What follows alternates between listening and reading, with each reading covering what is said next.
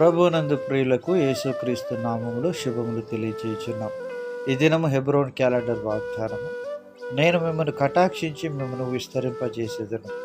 లేవియాకాండం 26వ అధ్యాయము 9వ వచనంలో దేవుని వాక్యము ఈ విధంగా సెలవిస్తూ ఉన్నది. ప్రియమైనటువంటి దైవజనమ, లేవియాకాండం 26వ అధ్యాయంలో దేవుడు తన ప్రజలకు ఇచ్చినటువంటి ఆజ్ఞలు, కట్టడలు, విధులను గురించి ఇక్కడ దైవజనుడు మోషే ద్వారా దేవుడు సెలవిస్తూ ఉన్నాడు.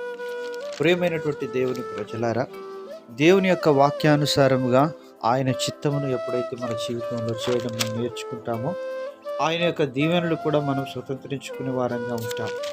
ఆయన మాట మనం విన్నప్పుడు ఆయన మనకు ఇహలోక పరలోక సంబంధమైన దీవెనలు మనకి ఇస్తాడు అని ఈ యొక్క భాగంలో దేవుడు మనకు సెలవిస్తున్నాడు. సర్వ సమృద్ధిని, క్షేమాభివృద్ధిని కూడా కలుగజేసే దేవుడుగా ఉంటున్నాడని ఈ యొక్క మాటల్లో ప్రభు మనకు సెలవిస్తూ ఉంటున్నాడు. ఆదికాండం 17వ అధ్యాయం 6-7 వచనాల్లో దైవజనుడు అబ్రహాముతో దేవుడు చేసినటువంటి వాగ్దానాన్ని తిరిగి దేవుడు పునరావృతం చేస్తూ మాట్లాడుతూ ఉంటున్నాడు. ఆదికాండం 17వ అధ్యాయం 6-7 వచనాల్లో, నీకు అత్యధికముగా సంతానవృద్ధి కలుగజేసి నీలో నుండి జనములు వచ్చినట్లు నియమించుదును, రాజులను నీలో నుండి వచ్చెదరు.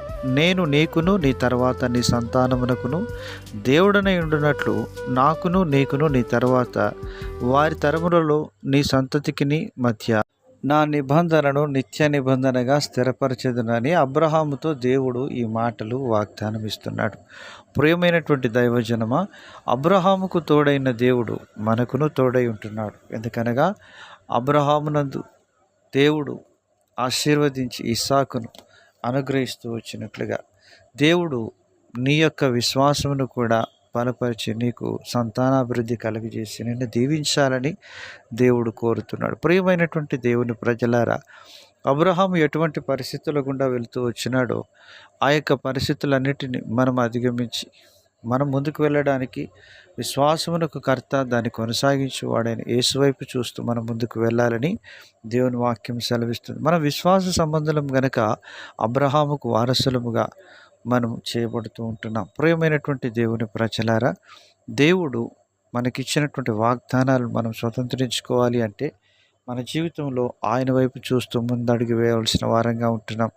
అలాగిన దేవుడు మనల్ని ఆశీర్వదించాలని కోరుతున్నాడు. అబ్రహాం పొందిన ఆశీర్వాదం క్రీస్తు యేసు ద్వారా మనమును పొంది అనేకులకు మనం ఆశీర్వాదకరంగాను దేవునికి మహిమకరంగాను జీవించుదుము గాక.